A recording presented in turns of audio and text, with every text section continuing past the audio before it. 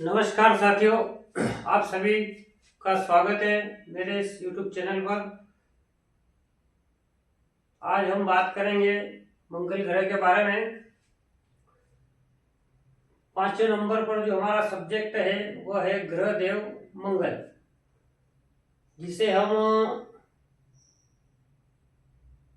भौम भी कहते हैं या भौमाय शब्द से भी हम इसे संबोधित करते हैं।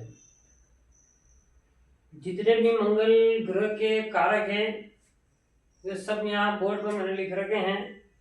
आप इसे एक एक कारक को आप समझें, इसे पढ़ें। जितने भी कारक यहाँ पर मैंने लिख रखे हैं ये सभी मंगल ग्रह के परिचायक हैं, और भी इनके अतिरिक्त बहुत से कारक हैं, पर जो महत्वपूर्ण है, जो खास है, जो प्रमुख है, उन्हीं को मैंने यहाँ पर लिखा है। ग्रह देव मंगल के बारे में हम बात करने से पहले सर्वप्रथम जानेंगे कि हथेली में ईश्वर ने या जिन ऋषि मुनियों ने इस शास्त्र की खोज करी है, मंगल ग्रह का स्थान हाथ में किस जगह उन्होंने दिया है। तो मंगल ग्रह आपकी हथेली में 4 उंगलियां जो आपकी अंगूठे से अलग है, हर ग्रह का हम देख सकते हैं। गुरु की उंगली के नीचे गुरु का पर्वत है, शनि के नीचे शनि का, सूर्य के नीचे सूर्य का, और बुध के नीचे बुध का। उसी के अनुरूप अब जो मंगल ग्रह आता है, आपका मंगल ग्रह की स्थिति हाथ में क्या है, किस स्थान पर हमें यह दिखाई देता है, ये कितना उभार लिए है, कितना नीचे, कितना दबा हुआ है। सर्वप्रथम हम जानने का प्रयास करेंगे कि मंगल ग्रह हथेली में ईश्वर ने कहाँ स्थित किया है, कहाँ इस ग्रह को अपना परिचय प्रदान करा है। तो सर्वप्रथम आप ध्यान दें,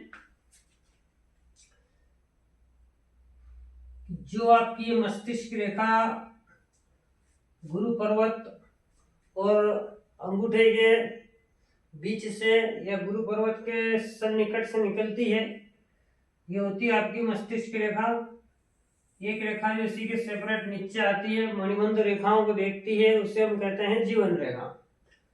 एक रेखा आपकी जो निकलती है ऊपर, जैसे कहते हैं हम हृदय रेखा। 3 रेखा लगभग 95% लोगों के हाथों में देखने को मिलेगी ही आपको। उसके अतिरिक्त किसी के हाथ में हो सकता है ये रेखा हृदय रेखा ना हो, मस्तिष्क रेखा हो, जीवन रेखा हो, मस्तिष्क रेखा ना हो तो हृदय रेखा और जीवन रेखा हो, या किसी के हाथ में कोई 2 रेखा उपलब्ध ना हो। बाकी 95% तो आपको देखने को हर व्यक्ति के हाथों में मिलेगी।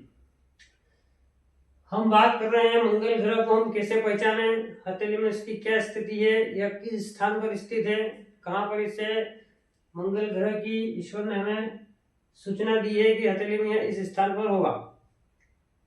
उसे समझने के लिए सर्वप्रथम मंगल को हम 2 हिस्सों में बांटेंगे। एक तो होगा आपका उच्च मंगल और दूसरा होता है निम्न मंगल। निम्न मंगल आप सभी लोगों को पता है, परंतु उच्च मंगल के बारे में किसी को अधिकतम नॉलेज नहीं है। तो मंगल जो हस्तरेखा में स्थान दिया गया है, सर्वप्रथम आपको देखना है कि जो आपकी सबसे छोटी उंगली है, जिसे हम बुध पर्वत की उंगली कहते हैं, कनिष्ठिका, ये जो पर्वत और हृदय रेखा इसे बांटती है, इसके ऊपर का हिस्सा जो बुध पर्वत का है, इसी के नीचे इसी सीध में इस मस्तिष्क रेखा से ऊपर जो हिस्सा इस मस्तिष्क रेखा की सीमा के ऊपर आता है और हृदय रेखा से नीचे हाथ की बाहरी ओर, इसे हम मंगल ग्रह की परिभाषा समझते हैं।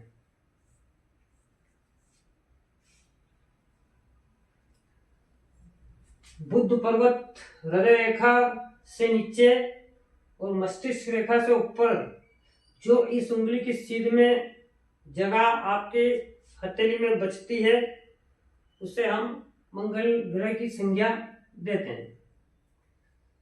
अब ये जो मंगल है आपका हाथ की बाहरी ओर, इसे हम उच्च मंगल कहते हैं।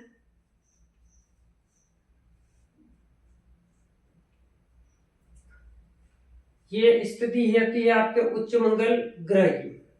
उसी के साथ जो दूसरा रूप है मंगल का, वह किस ओर स्थित है उसे भी हम समझते हैं कि जो मस्तिष्क रेखा अंगूठे से निकलकर चलती है उसी के अनुरूप जीवन रेखा चलती है। ये नीचे आती है, ये मध्य तक रहती है और हृदय रेखा ऊपर जाती है। तो अंगूठे की संधि से जहां से जीवन रेखा शुरू होती है, इसको हम दो टुकड़ों में बांटते हैं। जहां आपका अंगूठे का पर्व खत्म होता है, पर्व कहते हैं ऊपरी भाग को, किसी के 3 पर्व रहते हैं और किसी के 2 पर्व रहते हैं। तो जहां पर ये अंगूठे की संधि, जहां अंगूठा हमारा बेस है, उसके नीचे जो रेखा निकली रहती है पूरी, ये इसकी समाप्ति है। इस समाप्ति से हमें यहाँ पर 25% भाग हमको लेना है इस अंगूठे की, जहाँ समाप्ति होती है हाथ में, उससे जो हिस्सा जीवन रेखा तक हमें ऐसा खींचना है। ये अमाउंट जो बचता है ये आपका शुक्र हो जाता है। इस हिस्से को पूरा 2 भागों में विभाजित करना है, हमें समान रूप से नहीं करना है। जो बड़ा हिस्सा रहेगा वो आपके शुक्र का रहेगा, और जो एक हिस्सा अंगूठे की रेखा जो है समाप्ति की, उससे जो जीवन रेखा तक रेखा आप देखेंगे अनुभव लाकर, तो वो एक और निम्न मंगल की संज्ञा हम इसे देते हैं।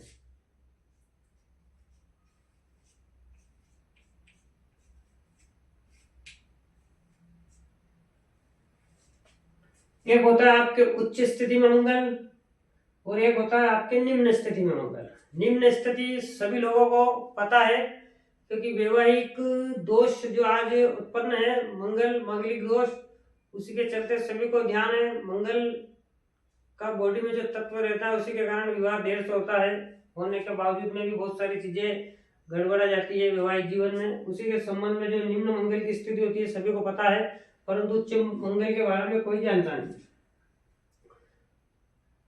मेरा कारण इतना है बताने का कि जीवन की प्रत्येक चीज को आपको 3 समान भागों में बांटना है। जैसा कि मैंने पहले बताया था आपको, सुख है तो दुख भी है, और सुख दुख के बीच में एक सम स्थिति भी है। न व्यक्ति अधिक सुखी है न व्यक्ति अधिक दुखी है। उसी प्रकार जो नवग्रह है, ये प्रकृति की जितनी भी चीजें हैं, जितने भी सब्जेक्ट हैं, सभी को आपको 3 भागों में विभाजन करना ही है।